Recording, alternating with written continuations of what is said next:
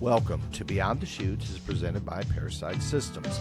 Sam and I have been researching the great bronc nightmare of the J. Rodeo Company. What set us on our path to learn more about this great bronc were two things.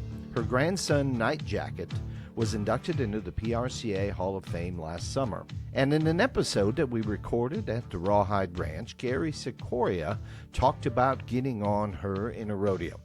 Now, from our research, we know that she was purchased in 1970 from a riding stable because the owner said no one can ride her. She keeps bucking everyone off. And Jim and Maggie Zinzers, owner of the J. Rodeo Company, purchased the horse. She was the IPRA Bareback Bronc of the Year for 3 years, 1972, 1973, and 1974. When I realized that Mike Fletcher had ridden Nightmare, we gave him a call and he shared his story. We hope that you enjoy. This story lifts up our relationship with God through Christ and how his provision and his care for our lives and well-being bleeds over into every aspect of our life. But it's also a testament to a great bucking horse that got all this whole Jacket bloodline going, and how Jim and Maggie put that all together, and they are phenomenal.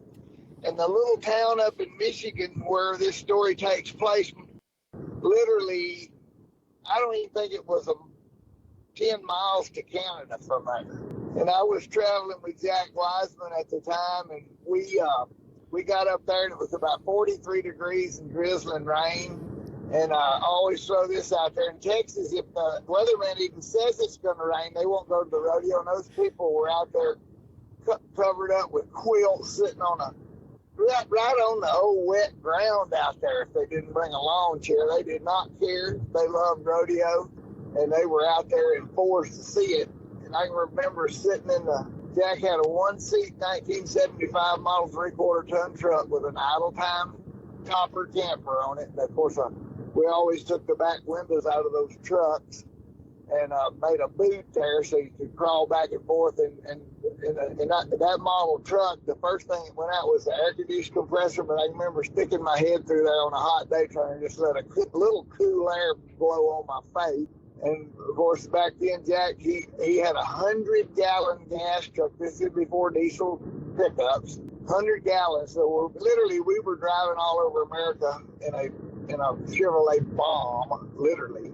Well, I'm sitting there and the heater's on and the windows are all fogged up. And of all places and all times to draw Nightmare, because she was already famous by then. I think they bucked her since she was Maggie will tell you for sure, and Jim, but I think since she was a 4 or 5 year old. And so she was already pretty dang famous. And anyway, I had a G, Dennis George, had made me a rigging. I bought it from Joe Beard, and I had a good glove set up and all that. You had Mike Duplessis, Butch Stewart, Richard Johnson. They were the first guys to ride the hard handles, and they knew how to do it and make it work. So I get over there, and I get out of the truck, and I get my raincoat out of my rigging bag. It's covered with rosin and dirt to cover my rigging and my handle up. You don't want that getting wet. And I go put my stuff on old Nightmare. I get her spurred out pretty good, really. And the first 3 or 4 jumps, man, I was really bringing them. I rode barebacks kind of wild when I was a younger man. Anyways, I was spurring her good in about 5 seconds there. She got me on the end of my arm, and my grip, my physical grip had kind of turned loose, and my glove was literally holding me in there, and I just kept throwing my feet back to the front end, and I got to the whistle. And as time has gone by, I think about that like this. I won first that day. A great bucking horse. She was, I don't know how many years she was the bucking horse of the year in the IRA, but at any rate, I got her rode. I think I was like maybe 78 points, which is a lot in them days, and I think I won $248. That's a memory. But later on in my life, I thought, when I was trying to win some money, pay my bills, keep rodeoing, and I ran out of strength to do that, and that glove and that rigging held me. And all my life of being a backslidden Christian person, God held me when I couldn't hold myself.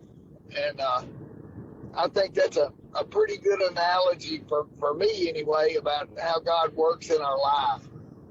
Like I say, I like to tell that story as a tribute to him, but it's also a tribute to a great bucking horse that went on to do great and mighty things. Her legacy will go on and on. It's not going to quit. There's going to be nightmare pros, or from her bloodline will be in rodeo forever. I'm going to be in heaven forever because Jesus held on to me when I couldn't hold on for myself. I like that. I like that a lot. Absolutely. Great analogy. Describe Nightmare, a big horse for the day?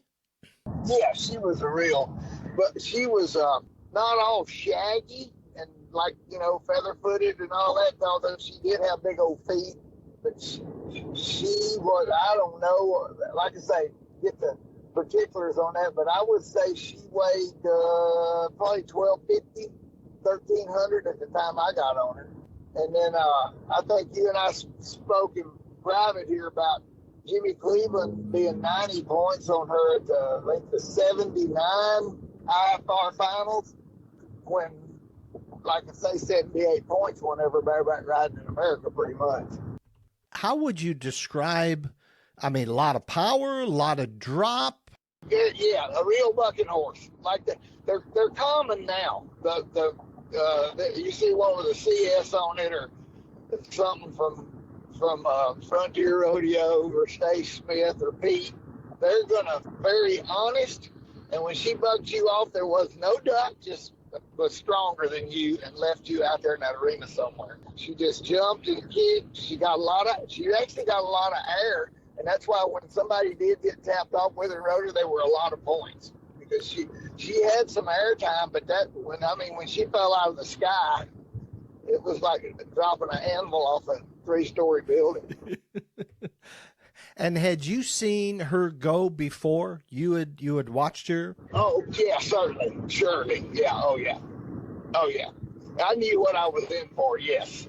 I hadn't been on her and never got to get on her again after that either. And to be honest with you, there was others in there that you could spur a lot better and win on instead of having to ride her. I'm telling you. Yeah. I'm going to be honest about that. It wasn't.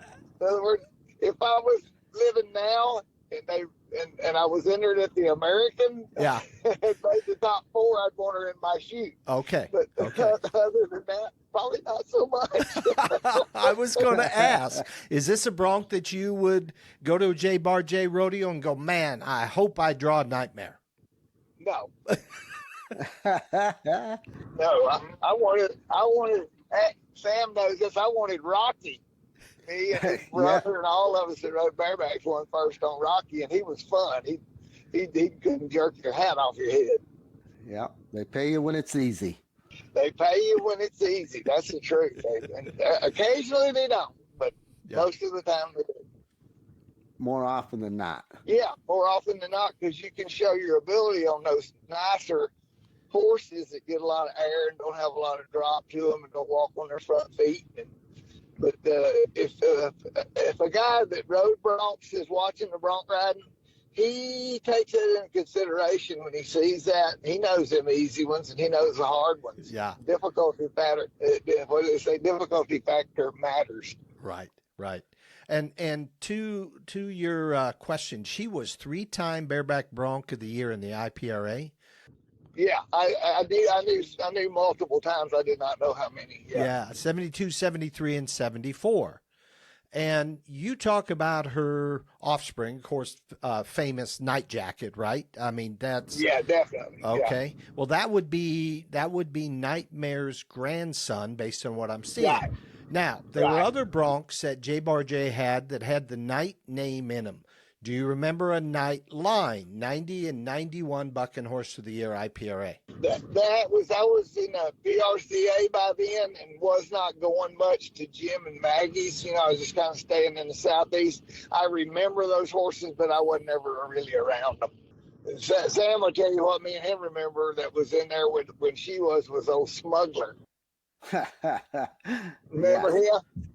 I'd like to forget him. He'd leave you out. He'd leave you out there wondering what happened. I'll tell you. I this is no lie. I drew him 10 times my rookie year. Twice at the IFR. I could only get on him once, but twice. I was like an unwanted stepchild, I think. Did you? But you won on him though, didn't you, Sam? When I rode him. Yeah. I even had him at Madison Square Gardens when they took stuff there. Yeah, I rode him, but it wasn't pretty. It wasn't pretty. Yeah. Oh, he was something. He was something else. Yeah, those broncs that fit in the pens with the modern day, the really born to bucks and all that you're seeing so much now on TV every day. Those horses fit right in there. And they're the foundation of a lot of that, aren't they, Mike? Definitely. Okay. Definitely.